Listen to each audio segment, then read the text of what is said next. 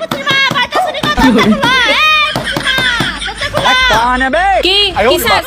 তুমি দেশে তাই আমার কোনো খবর লাও না ব্যাপারটা কি দেশে কুম্বাল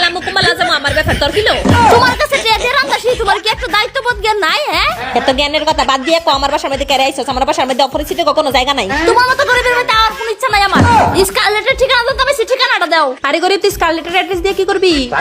হ্যাঁ কত কোন যে কি 6000 টাকা মেকআপ কম্বো আছে রে কিনতে মাইছি কি চলে এলেন তো হাসতে পুচির মা আর লেবুর মা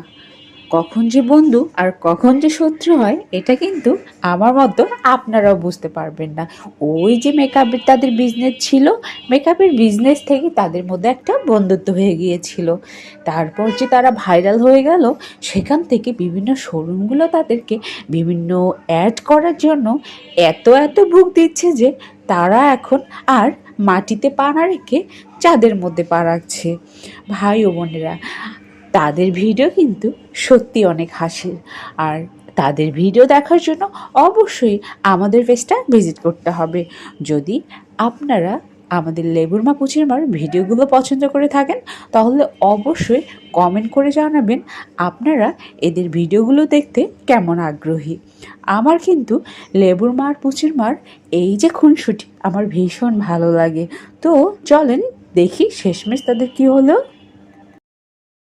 নেমে দেখি তোরে 1000 টাকার জিনিস দিছি নাকি এনে 1500 টাকার বেশি জিনিস আছে আর তোর জামা ওর মধ্যে তো 1000 টাকা গেল যা তুই 1450 টাকা দিয়ালা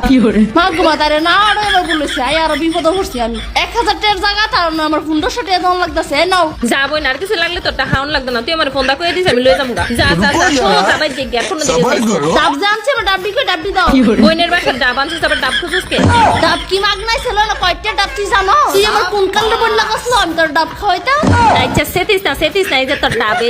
তোর ডাব তুলে যা তোর ডাব লয়ে যা ফকিনি শ্বাস কত বড় আমার ডাবের দিকে নজর দেয় বন্ধুকে যে তার বাসাতে ছিলাম এত ভালো ছিল অনলাইনে অর্ডার দিয়ে বাসাতে লয়ে যাইতাম তারপরে তার এই শেষরা মুখটা আমার আর দেখান লাগলো নইলে শেষরা বেরি কোনখানে गजब बेइज्जती